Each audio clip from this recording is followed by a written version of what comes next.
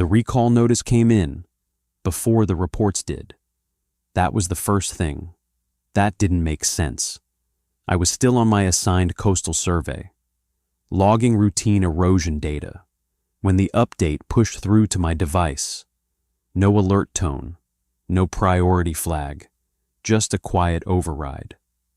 That replaced my current assignment with a new set of coordinates, immediate relocation, new supervisor, no explanation. At that point, nothing had been announced publicly. No environmental alerts, no emergency broadcasts, no indication that anything had changed along the coast. But the reassignment had already been issued. I checked the timestamp twice, just to make sure I hadn't missed something. The update had been generated nearly an hour earlier, well before any of the other teams in my sector had received similar instructions. When I asked one of the technicians nearby if they had been rerouted, they shook their head and kept working. By the time I packed up and left, they were still there. The drive to the new location took less than an hour. As I got closer, the traffic pattern shifted. Fewer civilian vehicles, more unmarked transport units moving in the same direction. No official escort, but the movement felt coordinated. The access road had already been partially blocked when I arrived. Temporary barriers had been set up, handled by contractors I didn't recognize. No clear markings, no agency identifiers. They checked my name against a printed list, not a digital system, then waved me through without asking anything else. That detail stayed with me. Everything else in the operation relied on real-time data. But access control was being handled manually, inside the perimeter. The first thing I noticed wasn't the ocean. It was the absence of sound. Coastal areas always carry background noise, wind over open water, distant wave movement, even bird activity. Here, there was almost none of that. The air felt still, in a way that didn't match the scale of the space. Not calm, just empty. Then I saw the horizon, or where it should have been. The ocean was gone, not receded in the usual sense, not pulled back slightly beyond the shoreline. It had withdrawn completely, leaving behind a flat expanse of exposed seabed that extended far beyond visible range. There was no clear boundary where the water ended, just distance. What stood out wasn't just how far it had gone, it was how prepared everything else already was. Teams were in position, equipment was staged in organized clusters, grid markers had been placed across the exposed ground, dividing the area into sections before most personnel had even arrived. No one was reacting to the situation. They were already working. I checked in at a temporary station near the edge of the exposed surface. My assignment was straightforward. Document surface conditions, log environmental readings, report any structural irregularities, standard survey procedure, just relocated. No briefing was given, no explanation for the event. Every question I asked was redirected back to task instructions. It wasn't that people didn't know, it was that they weren't acknowledging it. I stepped onto the exposed seabed and began the first pass, recording density and temperature across a measured grid. The ground felt wrong underfoot, firmer than expected in some areas, unstable in others, without a consistent pattern. It didn't behave like recently uncovered terrain. It felt settled, like it had been exposed, longer than it should have been. A few minutes into the sweep, I noticed something else. In the distance, along one of the far grid lines, a technician stopped, turned slightly, and stepped back. No signal had been given, no one else reacted, but a few seconds later, another person, farther to the right, made the same movement, then another, each one brief, subtle, almost automatic. I checked my device, expecting some kind of update or alert. Nothing had changed. When I looked up again, all of them had returned to their original positions, continuing their work, as if nothing had happened. No one mentioned it. No one logged it, and when I checked the shared dataset later, there was no record of any interruption, just clean, continuous entries, as if those movements had never occurred. That was the moment. I stopped treating the assignment as routine, because whatever had caused the ocean to disappear, the response to it had already been in place before anyone was told it happened. By the second day, we were cleared to move farther out across the exposed ground. The initial perimeter had already been mapped, and the grid extended well beyond it, marked by temporary flags placed at measured intervals. Each team was assigned a sector and expected to stay within it. Movement outside those boundaries required approval, even if there was nothing physically stopping you. The surface didn't match what I expected. Recently exposed seabeds usually hold moisture for some time, especially at depth. This one didn't. The upper layer was dry, brittle in places, breaking under pressure in thin, shallow fractures that spread outward before stopping abruptly. When I pressed down with my boot, the ground resisted, then settled, like something that had already compacted over a longer period. It didn't feel new. It felt uncovered. Marine life was scattered across the surface, but the condition didn't follow normal patterns. Fish, crustaceans, fragments of reef, everything was present, but not behaving the way it should have. There was no active movement, but there was also no clear progression of decay. One of the fish near my path caught my attention. It was positioned partially embedded in the sediment, angled slightly upward. The body was intact, no visible damage, no signs of scavenging. As I stepped closer, I expected the usual, either stillness or a reflexive movement if there was any remaining activity. Instead, nothing happened. I stopped, logged the position, and continued the sweep. A few seconds later, behind me, I heard a faint shift, not a full movement, just enough to register. I turned back. The fish had moved, not significantly, just a slight adjustment in position, as if it had reacted late to something that had already passed. There was no external cause, no wind, no water movement, no contact. The timing didn't match. I recorded it as environmental disturbance and continued. But the detail stayed with me. Further along the grid, the readings started to diverge.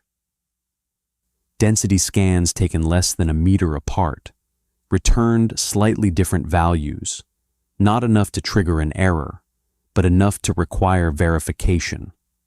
I recalibrated the device, ran the scan again, then switched units with another technician and repeated the process. Same result. The variation wasn't random. It followed a pattern that didn't align with any natural formation I was familiar with. Other teams reported similar inconsistencies, but no one escalated it. The data was logged, accepted, and moved on. As long as the reading stayed within a tolerable range, they were treated as normal. That was becoming a pattern. Irregularities weren't being ignored. They were being absorbed into the baseline. As I moved farther out, the terrain began to shift in subtle ways. The fractures in the sediment, which had been scattered and uneven near the perimeter, started to align, not perfectly straight, but consistent enough to suggest direction. They intersected at shallow angles, forming repeating shapes across short distances. I followed one of these lines for several meters, marking its position relative to the grid. It maintained a steady width and depth, then ended without transition. Beyond it, the surface returned to its previous state. No erosion, no tapering, just a clean stop. I paused to check my orientation. The markers behind me were still visible, but the spacing felt off. The distance between them seemed slightly longer than it had been earlier, though my device showed no change in position. I retraced a few steps. The measurement held. The space hadn't changed. But the perception of it had. That was when I noticed the sound. Footsteps didn't carry the way they should have. The contact with the ground was clear, but the echo, or what should have been an echo, returned inconsistently, sometimes immediate, sometimes delayed, sometimes not at all. I tested it by stopping completely. No movement, no sound.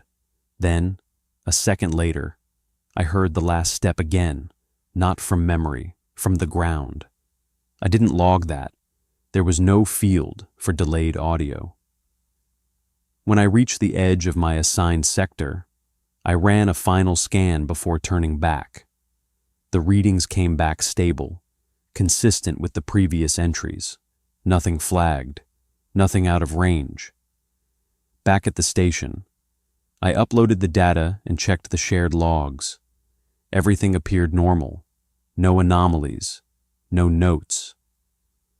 Just clean entries across every grid, even mine, including the section where the readings had varied, including the point where the fish had moved.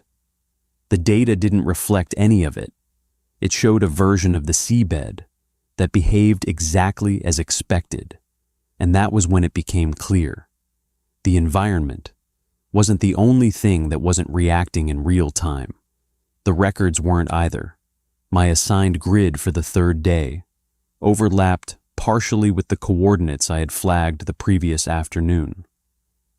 The system showed it as already completed, but my schedule hadn't been updated. When I brought it up at the station, the supervisor checked the tablet briefly, then told me to proceed as assigned. No correction, no explanation. Out on the seabed, the markers from the previous day were still in place. Though one of them had been shifted slightly off its original position, not enough to affect navigation, but enough to notice if you had logged the exact coordinates before. I adjusted my path accordingly and began a fresh sweep, starting from the outer edge and moving inward. The surface conditions hadn't changed. Same dry, compacted sediment, same lack of moisture retention. But the alignment patterns I had documented were more visible now. Not because they had changed, but because I was looking for them. Once you noticed the repetition, it became difficult to ignore. About 40 minutes into the sweep, my scanner picked up a density variation beneath the surface. It wasn't large, but it was distinct from the surrounding readings. The shape was too regular to be natural. I marked the spot and ran a second scan from a different angle. The outline held, flat on one side, slightly curved on the other. I checked the shared logs again. Nothing had been recorded at that coordinate. Using a manual probe, I tested the upper layer. The sediment there was thinner than expected. After a few minutes of clearing by hand, I exposed a surface that didn't match anything else I had seen out there. It was smooth, uniform, resistant to abrasion, not metal, not stone, at least not in any conventional sense. I cleared a wider area, just enough to confirm the shape. The surface extended vertically, disappearing back into the sediment at a clean angle. There were no fractures, no erosion marks, no signs of impact or displacement. It looked placed. I took photos, recorded measurements, and logged the coordinates again. this time with additional detail. The scanner readings remained stable. Whatever it was, it had a consistent density across the exposed section. A few minutes later, another technician approached from the adjacent grid. He stopped when he saw the exposed surface, then looked at me briefly before checking his own tablet. He didn't say anything, just stood there for a moment, then nodded once and moved on. That reaction stood out, more than the discovery itself. When I returned to the station, I uploaded the data directly, bypassing the local buffer to avoid any delay in processing. The system accepted the files without error. Images, coordinates, density logs, all confirmed. I waited for the entry to appear in the shared dataset. It didn't. I refreshed the interface twice, then searched manually by coordinate. The grid still showed as complete, but there was no record of my submission, no placeholder, no flag for review, just empty space where the data should have been. I checked my local storage. The files were still there, time-stamped, intact. When I brought it up with the supervisor again, he reviewed my screen, then accessed the system from his own terminal. He scrolled through the same dataset, paused at the coordinate, then closed the window without commenting. "Continue with your assigned sectors," he said, and moved on to the next person in line. No correction, no acknowledgement. Later that evening, I went back through the logs from the previous 2 days, looking for similar gaps. Most entries were consistent, but there were a few coordinates that showed completion without associated data. Not many. Just enough to form a pattern if you were looking for it. The next morning, before heading out, I checked my device again. The files I had recorded were still there, but the folder they were stored in had been renamed. Not deleted, not corrupted, just labeled differently, using a format that didn't match any of the standard logging protocols. I didn't change it, and I hadn't given anyone access to do it. By the 4th day, the area around the structure was no longer treated as part of the general survey. Overnight, it had been converted into a controlled access zone. The shift wasn't gradual, it was complete. Fencing had been installed in a wide perimeter, reinforced with temporary posts and monitored entry points. The original grid markers inside that space were gone. Access was now limited to a smaller group. And my assignment had been updated without explanation. I was moved from general survey work to supervise documentation within the restricted zone. No one asked if I had prior exposure to the structure. They already knew. At the checkpoint, equipment was inspected more thoroughly than before. Devices were logged individually, and storage access was temporarily disabled until clearance was granted inside. Even personal items were recorded. The process wasn't slow, but it was deliberate. Every step suggested that movement within the zone was being tracked more closely than anything outside it. Once inside, the difference was immediate. The structure had been fully exposed down one side, revealing a vertical surface extending several meters high and continuing beneath the sediment. It wasn't just an object. It was part of something larger, embedded deep enough that excavation had stopped short of uncovering its full extent. Heavy machinery sat idle nearby, positioned but unused. That stood out. If the goal was exposure, they could have continued digging. Instead, the area had been stabilized, measured, and left unchanged. The focus had shifted from uncovering to observing. My role was to document surface conditions at set intervals, using calibrated equipment provided on site. Unlike previous assignments, I wasn't allowed to use my own tools unless they were verified each time. Even then, data had to be cross-checked with a secondary device before submission. There were others working within the zone. But movement was controlled. No one wandered.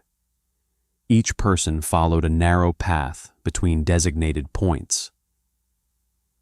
Completing tasks in sequence. Conversations were minimal, and when they happened, they stayed focused on immediate procedures.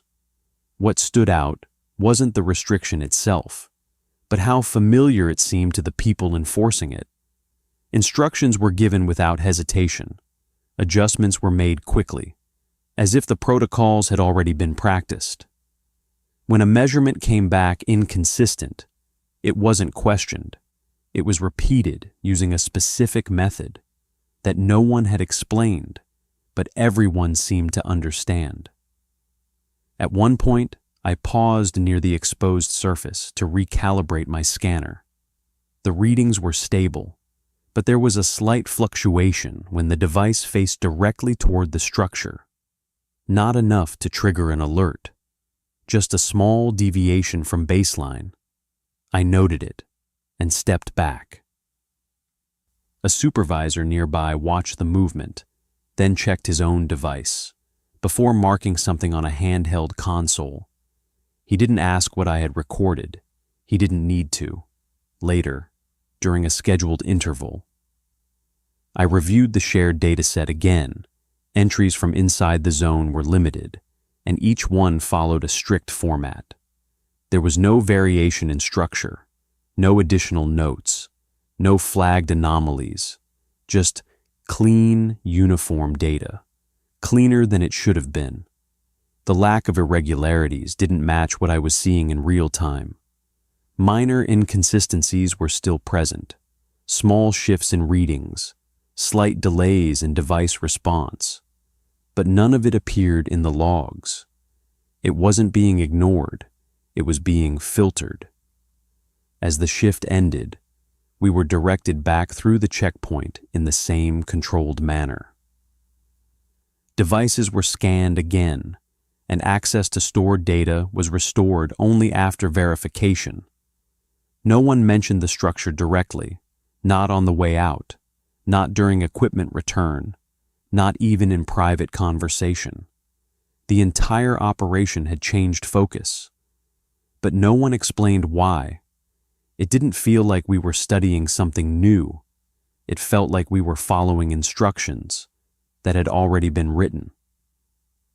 The first formal rule was introduced at the start of the 5th day, during a briefing that replaced the usual task assignments. We were gathered inside a temporary structure, just outside the restricted zone. No screens, no slides, just a printed sheet placed on the table in front of each of us.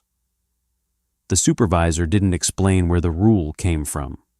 He didn't frame it as a response to anything that had happened. He just read it once, slowly, then asked us to acknowledge it before continuing. No one asked questions. The rule itself was simple. No one was to approach the structure alone, not under any circumstances, even within direct line of sight of others. A minimum of 2 personnel had to be present when moving within a defined distance of the surface. There was no specified consequence for breaking it, no example given, just the instruction, followed by confirmation that compliance would be monitored. After the briefing, we were assigned into pairs. The process wasn't random. Names were called in a specific order, and each pair was logged before being cleared to enter the zone. I was assigned to a technician I had seen during the previous shifts, though we hadn't worked directly together. Inside the restricted area, the change in procedure was immediate. Movement paths were adjusted so that no one could reach the structure without crossing into another person's route. Tasks that had previously been done individually were now shared, even when it slowed down the work. At first, it felt unnecessary, The surface itself hadn't changed. The structure remained static. No visible movement, no variation in condition. But the enforcement of the rule wasn't reactive. It was constant. At one point, I moved ahead slightly while documenting a measurement point, not realizing my partner had stopped to recalibrate his device. The distance between us increased by only a few steps. But before I reached the next marker, a supervisor called out from across the zone and instructed me to hold position. He didn't raise his voice. He didn't sound alarmed. He just waited until my partner closed the distance again, then signaled for us to continue.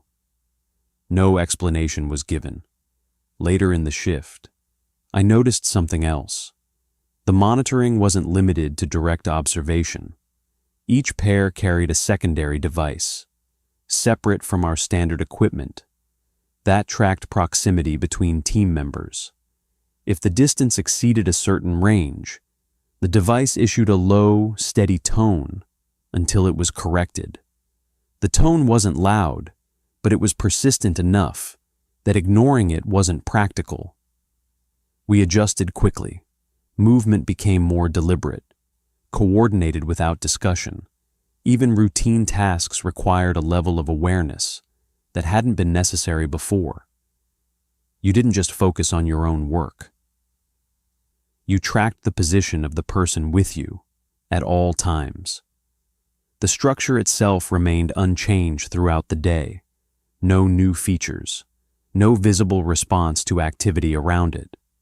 But the presence of the rule altered how the space was used.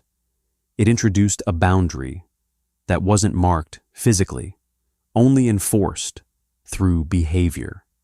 Near the end of the shift, I reviewed the log data again. As before, entries were uniform, filtered, consistent to a degree that didn't match the variability I had observed.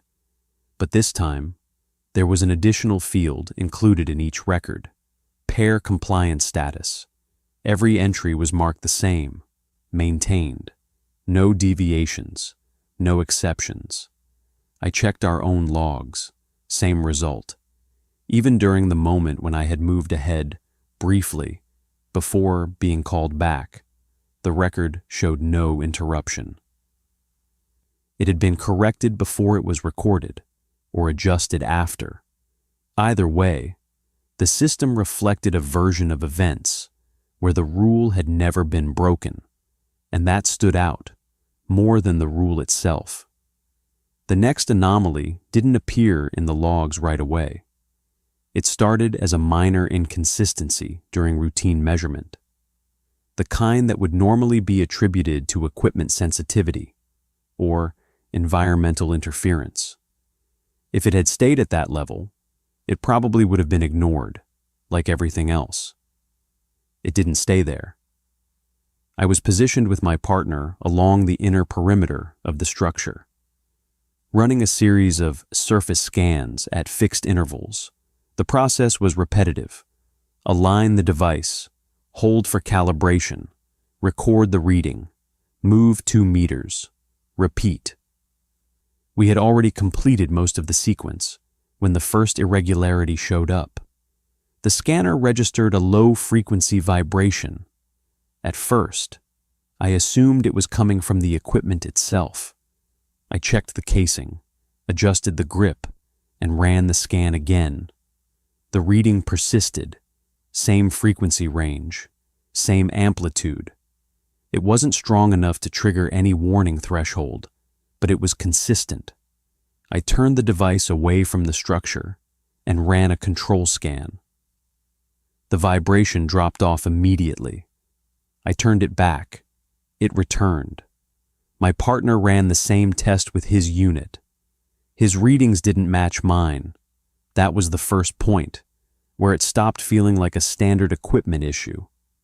We logged both results separately, noting the discrepancy. The protocol required us to continue unless a critical threshold was reached, so we moved to the next point and repeated the process. The vibration appeared again, But this time, it fluctuated slightly, shifting just enough to fall outside the previous range. Still not enough to trigger a report. After a few more intervals, I noticed something else. The device wasn't just registering vibration, it was converting it into a faint audio signal through the internal monitor. Normally, that feature isn't active unless you enable it manually. Mine hadn't been.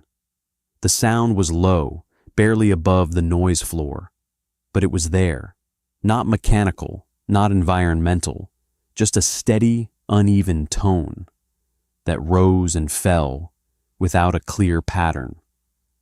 I didn't mention it immediately. I wanted to confirm it wasn't an isolated glitch. At the next checkpoint, I paused longer than required and adjusted the device settings. The audio output remained active, no change in configuration, no visible trigger. It was as if the system had enabled it on its own. My partner finished his scan and looked over, noticing the delay. I handed him the device without explaining. He held it for a few seconds, listening, then gave it back, without comment. We both logged the reading. Back at the station, the data was uploaded and processed like everything else. No flags, no alerts, just another entry in the sequence.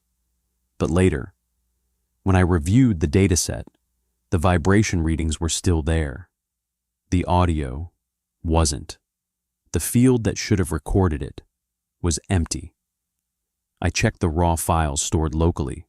The audio data was present, embedded in the scan logs, time-stamped. Consistent with the readings, it hadn't been corrupted or removed.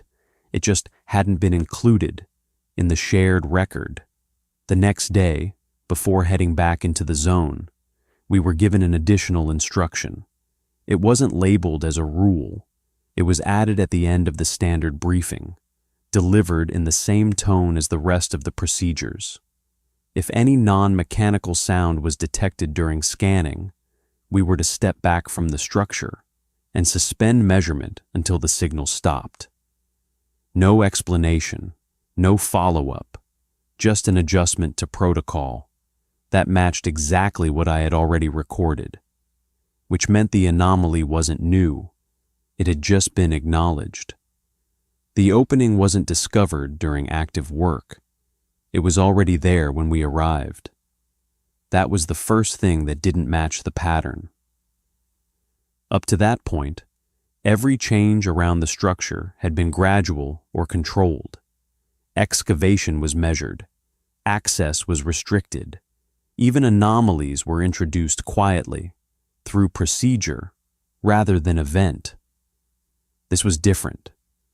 The outer perimeter had been expanded overnight, new markers, new fencing, and an additional checkpoint positioned closer to the structure itself. We were stopped earlier than usual and held for clearance in smaller groups. No one explained the delay, but movement through the checkpoint was slower, more deliberate. When I stepped inside, the difference was immediately visible. A vertical gap had formed along the surface of the structure. It wasn't wide, no more than half a meter at its largest point, but it extended from just above ground level, upward beyond the exposed section. The edges were clean, sharply defined, with no debris or displaced material around the base. It didn't look like something that had been forced open. It looked like something that had separated on its own. No excavation equipment had been used overnight. The machinery was still in the same positions as the previous shift, inactive and untouched. There were no new tool marks, no signs of intervention.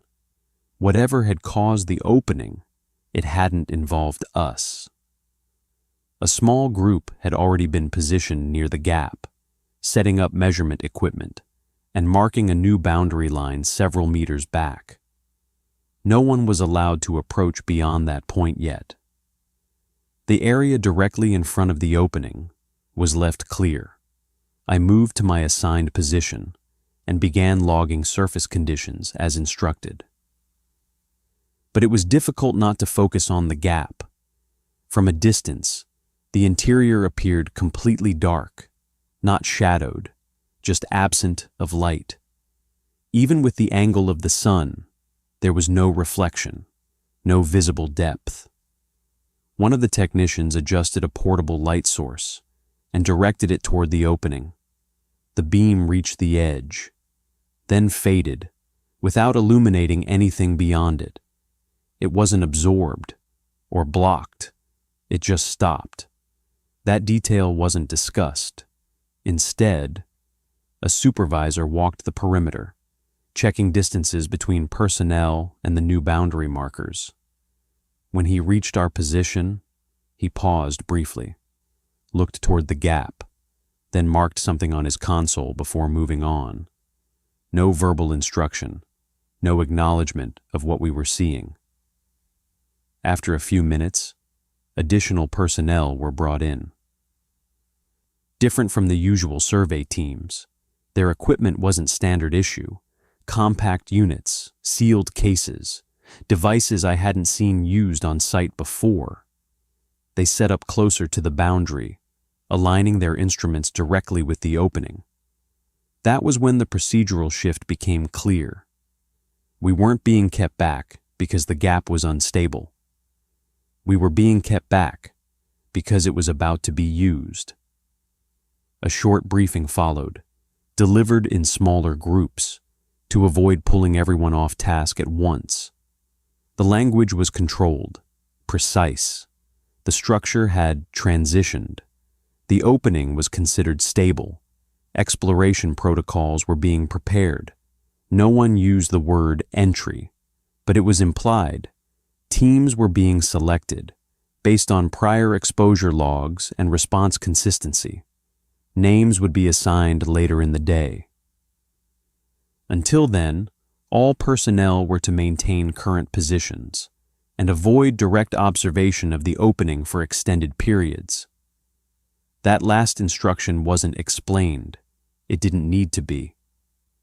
I adjusted my position slightly, keeping the structure within peripheral view while continuing the assigned measurements. The readings hadn't changed. Surface density remained consistent. Temperature variation stayed within expected range. Everything outside the opening behaved normally, which made the absence of measurable data from within it stand out more. Near the end of the shift, I noticed something that hadn't been present earlier. The edge of the gap hadn't moved, but the space behind it felt closer, not visually, not in a way I could measure, just enough to make me step back, without thinking. When I checked my position against the boundary marker, I hadn't crossed it, but I had adjusted for something that hadn't physically changed, and I wasn't the only one. 2 others nearby made the same movement, within seconds of each other. No one said anything. We just resumed our positions and continued working, as if the adjustment had been part of the procedure all along. The selection list was posted near the checkpoint, just before the end of the shift. No announcement, no briefing to accompany it, just a printed sheet, secured to the side of the temporary structure, with names arranged in a single column. Mine was already highlighted. There was no explanation for the criteria, no indication of how the list had been compiled. Most of the names were familiar. People who had been working closest to the structure since the restricted zone was established. A few weren't. That stood out more than anything else. We were told to report early the next morning for pre-entry procedures. When I arrived, the site was already active. Additional equipment had been brought in overnight, staged near the inner perimeter. The gap in the structure remained unchanged. but the area around it had been cleared further, creating a wider buffer zone. Movement inside that space was limited to those on the list. The briefing took place inside a smaller enclosure, separate from the main station. Fewer people, tighter control. Each of us was given a handheld unit, calibrated on site, along with a set of instructions printed on a single page. The instructions were specific. Maintain visual contact with at least one other team member at all times. Limit time inside to the assigned interval. Report any deviation in sensory perception immediately. If spatial inconsistencies are observed, stop movement and wait for direction. Most of it followed the pattern we had already been working under. Controlled movement, constant awareness, minimal deviation from procedure. But one line didn't match what we had been told before. If a team member becomes unresponsive, do not attempt retrieval. That hadn't been part of any previous briefing. No one questioned it, not out loud. The supervisor reading the instructions didn't pause on that line. He moved through it the same way he did the others, without emphasis. When he finished, he asked for acknowledgement. One by one, we confirmed. The devices we were issued were different from standard survey equipment. No external interface, no adjustable settings, just a display showing proximity to other units, and a timer counting down from a preset value. Once activated, they couldn't be paused. I checked mine twice before we moved out. The timer hadn't started yet, but the proximity indicator was already active, linking to the other devices in the room. The range was limited. If someone moved beyond it, the display would shift from green to amber, then red. No audio alert, just a visual change. We were divided into smaller groups, each assigned a sequence for entry. My group was second. We waited near the boundary, while the first team approached the opening. From a distance, their movement looked controlled, measured steps, consistent spacing. They didn't hesitate at the threshold. One after another, they passed through the gap and disappeared from view. The timer on my device activated the moment the first group crossed inside, not when we moved, when they did. I checked the display again. The countdown had started, even though we were still outside the structure. The proximity indicator showed all units active, including those already inside. That wasn't mentioned in the briefing. I looked toward the supervisor, expecting some correction, but he was focused on the next sequence, checking positions and confirming spacing between our group members. No one addressed the timer. When it reached a specific mark, 10 minutes remaining, we were signaled forward. As we approached the opening, the proximity indicator shifted slightly, adjusting to the reduced distance between us and the first team. The signal remained stable, but the margin was smaller than before. Just before the threshold, I slowed down enough to check the device one more time. The timer continued counting down. The signal remained active, and for a brief moment, one of the indicators, just one, flickered. It didn't disappear. It didn't change color. It just dropped out of alignment for a fraction of a second, then returned to its original position. No one else reacted. If they saw it, they didn't acknowledge it. We reached the opening without stopping. From this distance, the interior still showed no visible depth, no reflection, no gradient, just a consistent absence of light. That didn't behave like shadow. I stepped through with the others, keeping the required distance, maintaining visual contact as instructed.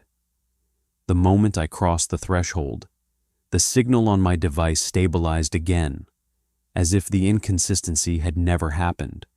And that was the part that stayed with me, not the rule itself, but the fact that something had already failed before we even entered, and no one had addressed it. The transition wasn't physical in the way I expected. There was no change in pressure, no shift in temperature, no resistance at the threshold. One step outside, one step inside. The difference was immediate, but it wasn't something I could isolate to a single sense. The light changed first. Our equipment was still active, but the output didn't behave consistently. The beams extended forward, but the edges softened, as if the space was absorbing part of the projection. It wasn't dimmer, just less defined. The farther the light traveled, the harder it was to determine where it actually ended. We moved forward in a controlled line, maintaining the spacing outlined in the briefing. The proximity indicators on our devices remained stable, each unit registering within range. No alerts, no visible deviation.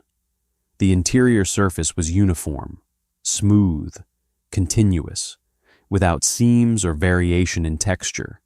It curved slightly as it extended, but not enough to suggest a defined corridor, more like a gradual shift in orientation that kept the path from feeling linear. I checked the distance counter on my device. It was increasing at a steady rate, consistent with our pace. But when I looked back toward the entrance, the gap appeared closer than it should have been, not significantly. Just enough to make me pause for a second longer than necessary. The others continued moving, so I adjusted and kept pace. Sound carried differently inside. Footsteps echoed, but the delay between contact and reflection wasn't consistent. Sometimes it returned immediately. Other times, there was a slight lag, as if the surface was responding out of sequence. It didn't interfere with movement, but it made it difficult to judge spacing based on sound alone. No one spoke, not because we were told not to, but because there was no reason to. The procedure didn't require it, and the environment didn't encourage it. Communication would have introduced variables we couldn't measure. After a few minutes, I noticed the first deviation in the readings. The distance counter continued to increase. But the spatial relationship between us didn't change. The person ahead of me remained at the same visual distance, even as the device indicated we had covered more ground. I checked the proximity indicator, still within range, no fluctuation. I adjusted my pace slightly, increasing speed for a few steps to see if the distance would close. It didn't. The visual gap remained constant. I slowed back down, returning to the assigned pace. The counter continued to rise. That was the first point, where the environment stopped feeling passive. It wasn't reacting in a way I could measure directly, but it was maintaining a condition that didn't align with physical movement. The space wasn't changing, it was holding. Further ahead, the path appeared to widen slightly, though the surface remained the same, no markings. No features to define the change, just a subtle shift in how the space opened around us. One of the team members adjusted their position, moving a step closer to the wall. The proximity indicator on my device registered the change immediately, narrowing the margin between units. But visually, the spacing didn't compress. The alignment held. I focused on the device again. The timer had dropped below the halfway point. No alerts had been triggered. No instructions had been issued to stop or adjust. Everything was operating within acceptable parameters, except the relationship between what I was seeing and what the device was reporting. I raised my hand slightly, not to signal, but to check the response. The motion felt normal. No delay, no resistance. but the shadow cast by the movement lingered a fraction longer than it should have. Not enough to be obvious, just enough to notice if you were already paying attention. I lowered my hand and continued forward. No one else reacted. Either they hadn't seen it, or they had, and chose not to acknowledge it. The structure didn't feel empty. It felt consistent. Every step, every movement, every measurement was being held within a range. That didn't allow for variation beyond a certain point. Not controlled, not restricted, just maintained. And the longer we stayed inside, the more it felt like that consistency wasn't for our benefit. It was for something observing the process. The effects didn't show up all at once. They developed gradually, in ways that were easy to dismiss individually. It wasn't until the patterns started overlapping that it became difficult to ignore. At first, it was timing. During a routine check, one of the technicians responded to a question before it was asked. The supervisor had just turned toward him, not yet speaking, when the answer came through. It wasn't a guess. It matched the question exactly, word for word, as if the exchange had already happened.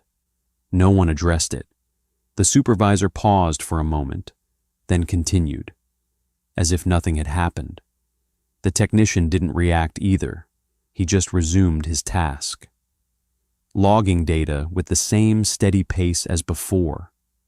Later that day, I noticed something similar during a calibration sequence.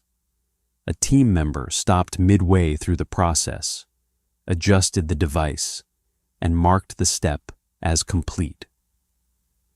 The problem was, the adjustment hadn't been made yet. I watched closely the second time it happened. He reached for the control, hesitated, then moved his hand away. A second later, he repeated the motion and completed the action. When I checked the log, both steps were recorded, but the order was reversed. No error flagged, no correction issued. It was as if the system accepted both versions of the event without distinguishing between them. These weren't isolated incidents. Small inconsistencies began appearing across multiple teams. Someone would repeat a movement they had already completed. Another would pause mid-task, then continue from a point that hadn't been reached yet. Conversations overlapped in ways that didn't align with the sequence of speech. None of it was dramatic. No one lost awareness. No one stopped functioning, but the order of events started to feel unstable. I checked my own logs at the end of the shift, looking for similar discrepancies. At first glance, everything appeared consistent. Timestamps aligned with recorded actions. Data entries followed the expected sequence. But when I compared the logs to my memory of the process, there were small gaps, moments I couldn't place exactly, steps that felt like they had occurred twice, even though they were only recorded once. I tried to reconstruct the sequence from memory, but the details didn't hold. The more I focused on a specific moment, the less certain it became. That was new. Up to that point, the anomalies had been external, equipment readings, environmental inconsistencies, procedural adjustments. Now, the uncertainty was internal. It wasn't that I couldn't remember. It was that the order of events didn't feel fixed. The next morning, the briefing included an additional instruction. If a team member repeated a question they had already asked, no one was to respond. The rule was presented without context, just like the others. No explanation, no example, just a directive, followed by confirmation. This time, the reaction was different. No one looked confused. No one asked for clarification. Because by then, We had already seen enough to understand what it was addressing.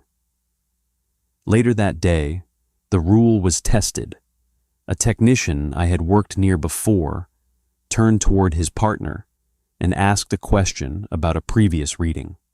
It was a standard check, something that would normally be answered without hesitation. A few minutes later, he asked the same question again, same wording, same tone. His partner didn't respond. The technician waited, then repeated it a third time. Still no answer. There was no sign of frustration, no change in expression, just a slight pause between each repetition, as if he was expecting a response that wasn't arriving. Eventually, he turned back to his work and continued without acknowledgement. The question remained unanswered.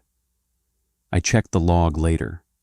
The exchange was recorded once, only once, as if the repetitions had never occurred. And that was the part. That changed how I approached the rest of the work, not the behavior itself, but the fact that the system didn't recognize the sequence the same way we experienced it, which meant the structure wasn't just affecting perception. It was interfering with the order in which events were being registered. And once that started, it wasn't limited to anyone else. It could happen to me the same way, without warning, and without a clear way to detect it while it was happening. The next briefing was shorter than usual. No repetition of prior instructions, no review of procedures, just a single addition, delivered the same way as before, read once, acknowledged, and not discussed. If a team member repeats a question they have already asked, no one is to respond. That was it. No clarification on timing, no definition of what counted as repetition, no guidance on how to confirm whether the question had actually been asked before. Just the instruction, placed into the existing framework, as if it had always been there. By that point, it didn't feel arbitrary. We had already seen enough to understand what it was addressing. The incidents from the previous day weren't isolated. They had been consistent enough to require a procedural response.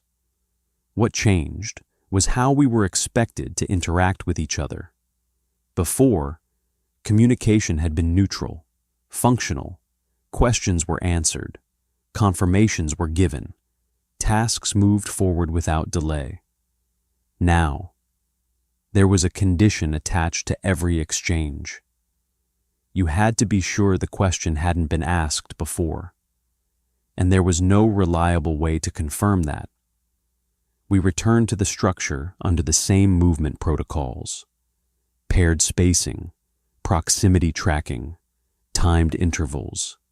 Nothing else had changed on the surface. The environment inside remained as controlled as before. No visible shifts. No measurable variation outside the established inconsistencies. But the way we worked inside it was different. Every question carried a pause, not hesitation exactly, but a brief evaluation before responding, a check against memory.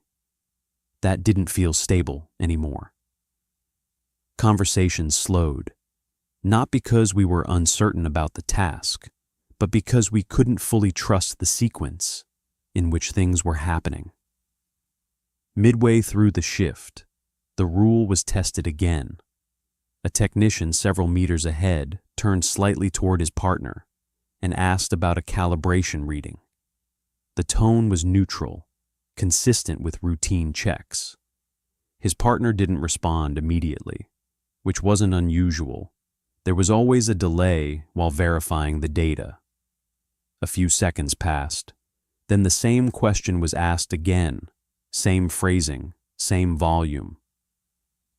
No indication that the first attempt had already happened. This time, the partner didn't answer. He looked at the technician, held the position for a moment, then turned back to his own task, without acknowledgement. The technician waited, then repeated the question a third time. No response. There was no visible reaction, no confusion, no irritation, just a steady repetition at fixed intervals, as if the lack of response hadn't registered as a deviation. After the fourth attempt, he stopped, not abruptly, just a gradual shift back to his work, as if the question had resolved itself, without an answer. The rest of the team continued without comment. No one intervened. No one corrected the behavior. The rule had been followed. Later, when I reviewed the logs, the exchange appeared once, a single question. No recorded response. The repetitions weren't there. I checked the timestamps. There was no gap where they could have been removed. Just a clean sequence, consistent with the system's version of events. That was when the purpose of the rule became clearer. It wasn't meant to prevent confusion. It was meant to avoid reinforcing it. Responding to a repeated question would have created a second point of reference, another version of the same moment, acknowledged and confirmed. By not answering, we limited the interaction to a single recorded instance, at least in the system. But that didn't change what we experienced. Inside the structure, the repetitions still happened. We still heard them. We just stopped participating in them. And that separation between what we experienced and what was allowed to be acknowledged started to define how we moved through the rest of the work, not by what was happening, but by what we were permitted to confirm. The rule didn't stop the behavior, it just isolated it, which meant whatever was causing it was still active, still consistent, and still operating within a pattern we couldn't fully observe, only follow. I didn't plan the entry in advance. It wasn't a decision I made during the briefing, or even during the previous shifts. It developed gradually, the same way the inconsistencies had, small observations that didn't align, questions that weren't being addressed, gaps that stayed unresolved. By the time I acted on it, it felt less like a choice, and more like a continuation. The schedule that morning followed the same structure as before. Teams were assigned, intervals set, devices distributed and activated at the checkpoint. Movement inside the structure remained controlled, monitored through proximity indicators and time limits that no one questioned anymore. I went in with my assigned group, completed the initial sequence, and exited within the allotted time. Nothing unusual happened during that pass.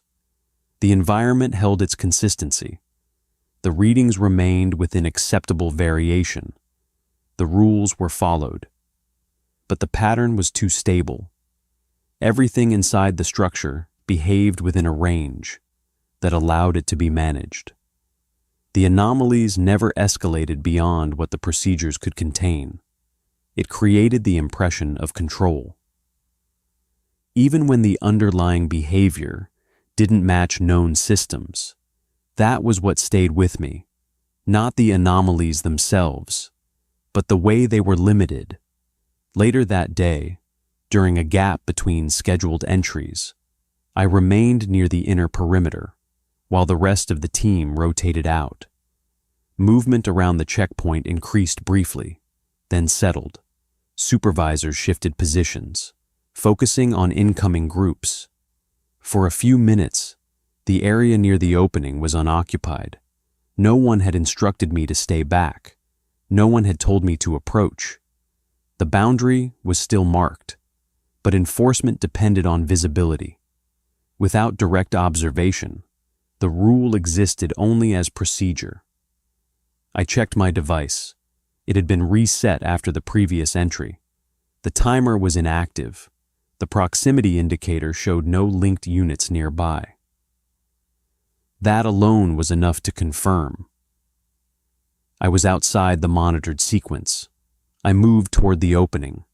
The distance felt shorter than it had before, not physically, but in the way the space between markers seemed to compress slightly as I crossed it.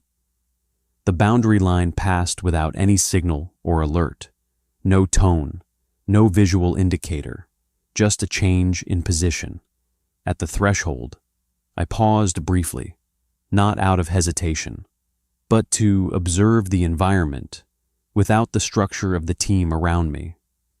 The interior looked the same as before, no visible change in depth, no reflection, no defined edges beyond the opening.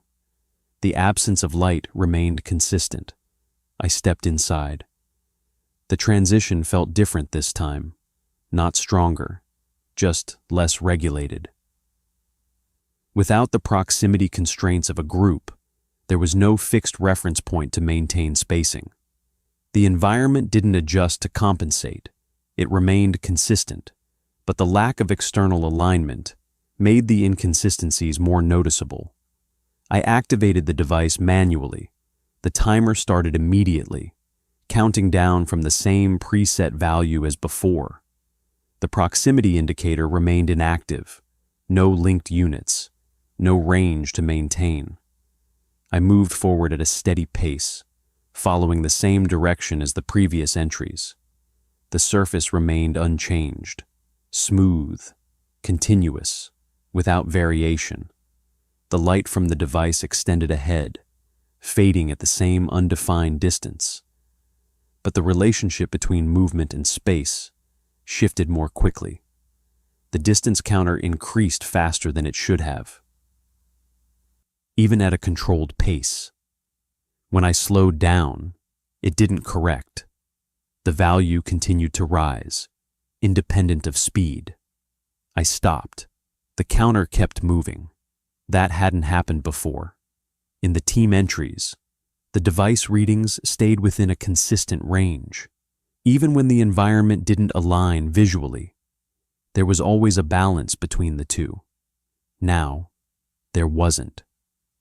I turned slightly, checking the position of the opening behind me. It was still visible, closer than expected. I hadn't moved far enough for that. I checked the timer, still within the safe interval. No alerts, no instructions. I took another step forward. The distance counter jumped, not gradually, a sudden increase, then a return to steady progression. I paused again. This time, the counter stabilized. The pattern wasn't random, it was responding. Not to the environment, to the absence of constraints. Without the rules being actively enforced, the system wasn't limiting the interaction the same way. The structure wasn't changing its behavior. It was allowing more of it to register. That was when the earlier procedures started to make sense. The pairing requirement, the proximity tracking, the communication rules. They weren't just for coordination. They were reducing the range of possible interactions, keeping everything within a boundary that could be observed and recorded without deviation. I looked ahead into the passage. The space hadn't changed, but the way it was responding to movement had. And for the first time since entering the structure, it didn't feel like I was moving through it under controlled conditions. It felt like I had stepped outside them. And whatever was maintaining that consistency was no longer holding it in place the same way. The passage didn't branch, but it changed. It wasn't something I noticed immediately. The surface remained the same, smooth, continuous, without visible seams or markings. The light from my device behaved the same way it had since entry, extending forward and fading without a defined endpoint. But the space ahead began to feel less uniform, as if the consistency I had been moving through was giving way to something more defined. The first indication was the way the distance counter stabilized. Up to that point, it had fluctuated unpredictably, increasing even when I wasn't moving, then correcting in uneven intervals. Now it held steady. Each step matched the expected increment. The relationship between movement and measurement aligned again, but the alignment felt imposed, not restored. The passage opened gradually into a wider area. The shift wasn't abrupt. There was no clear threshold, no edge to mark the transition, just a slow expansion of space that became noticeable only after a few steps inside it. At the center of that space, there was a structure, smaller than the outer surface, but consistent in design, same material, same smooth finish, same absence of visible joints or access points. It stood independently, not embedded in the surrounding surface, positioned with a level of symmetry that didn't match the irregularity of the path leading to it. I stopped at a measured distance. The device showed no change in proximity, still no linked units, no external reference points. The timer continued its steady countdown, no alerts. From this position, the structure didn't appear inactive. It didn't move. It didn't emit sound. But there was a consistency to it that matched the behavior I had been observing since entry, not passive, not reactive in the way a machine responds to input, more like a system, maintaining a state. I adjusted my position slightly, stepping to the side to change the angle of observation. The outer surface remained unchanged, but the readings on my device shifted. The distance counter dropped by a small margin, then corrected itself. That shouldn't have happened. I hadn't moved closer. I repeated the motion, this time more slowly. The same result, a brief inconsistency, followed by stabilization.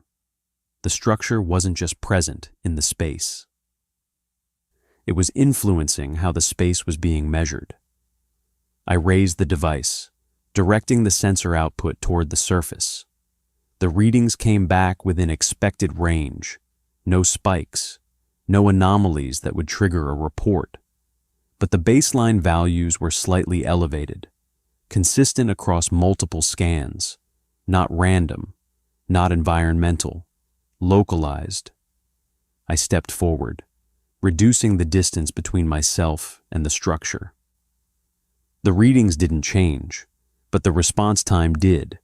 Each scan returned faster than the last, as if the system was anticipating the input, not predicting it, adjusting to it, in real time. That was when I noticed the pattern.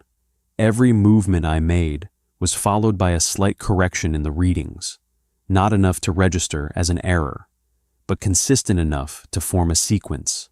Step, scan, adjust, pause. Scan, adjust. The structure wasn't reacting to the environment. It was aligning the measurements to maintain a specific output. I lowered the device and watched the surface directly. There was no visible change, no shift in texture or form. But the sense of consistency, the same controlled behavior I had experienced throughout the passage, was stronger here, more focused. This wasn't an extension of the outer structure. It was a point of control, not mechanical in any conventional sense. No moving parts, no visible interfaces. But the way the surrounding space behaved in relation to it suggested function, not containment, processing. I checked the timer, less than half remaining. No alerts had been triggered, no instructions to withdraw. Everything was still within acceptable parameters, which meant this level of interaction was expected, or at least accounted for. I stepped closer. The distance counter held steady. The readings remained consistent, but the response time shortened again. The system was adjusting faster now, keeping pace, not reacting after the fact, maintaining alignment as the interaction occurred. I extended my hand slightly, not enough to make contact, just within proximity of the surface. The device registered a brief fluctuation, then corrected. The pattern held. That was when it became clear. The rules we had been following, the pairing, the spacing, the communication limits, they weren't just restricting behavior, they were limiting the rate at which this system could adjust, keeping the interaction within a range where the output remained stable. Alone, without those constraints, the alignment changed more quickly, more directly. I lowered my hand and stepped back. The reading stabilized immediately, no delay, no residual fluctuation, as if the system had returned to baseline the moment the interaction decreased. I looked at the structure again, still unchanged, still consistent, but no longer passive. Whatever function it served, it wasn't waiting. It was operating continuously. And the only variable it seemed to account for was how much of the interaction it was allowed to process at once, which meant the limits we had been given weren't arbitrary. They were thresholds, and I had just moved beyond them. I don't remember the exact path I took back. I remember deciding to leave. I remember checking the timer and seeing that I still had enough time to exit within the allowed interval. But the movement itself, the sequence of steps, the distance covered, doesn't hold in a way I can reconstruct. What I do remember is that the distance counter stayed stable the entire time. No fluctuations, no sudden jumps, just a steady decrease as I moved toward what I assumed was the exit. The opening appeared sooner than expected, closer than it should have been, based on how far I had gone in. I didn't question it. By that point, consistency wasn't something I could rely on. I stayed focused on the device, on the timer, on the proximity indicator that still showed no linked units. When I stepped through the gap, the transition felt immediate. Everything aligned again. The light from the device returned to a defined edge. The air felt consistent. Sound behaved normally. Footsteps matched their echo. The world outside followed rules again. That was the difference. I crossed the boundary marker and moved back toward the checkpoint. No one stopped me. No one questioned the entry. The supervisors were focused on the scheduled teams, tracking their positions, monitoring their intervals. From their perspective, nothing had changed. I checked my unit. The timer had reset, not paused, not completed, reset. There was no record of the time I had spent inside, no log of the entry. The proximity indicator remained inactive, as if the device had never been part of any sequence. I returned it at the station without comment. The technician scanned it, confirmed the serial, and placed it with the others. No additional check, no follow-up. The system accepted it. Later, I accessed the shared logs again. The scheduled entries were all there. Clean sequences, consistent timing, no deviations. My name appeared exactly where it should have. Assigned to the earlier group, completed within the expected interval. No anomalies, no gaps, just a record of events. That didn't match what I had experienced. I went back through my own notes. Everything before the unauthorized entry was intact. Everything after it stopped. No continuation, no mention of the second entry, no record of the inner structure. I tried to add a new entry, a simple note, marked with the current time. The system accepted it, but it didn't appear in the data set. No error, no rejection, just absence. I checked the local file. It was there, saved correctly, time-stamped, but not shared. That was when it became clear. The system wasn't correcting reality. It was selecting it, maintaining a version of events that stayed within a defined structure. Anything outside that structure wasn't removed. It was never included.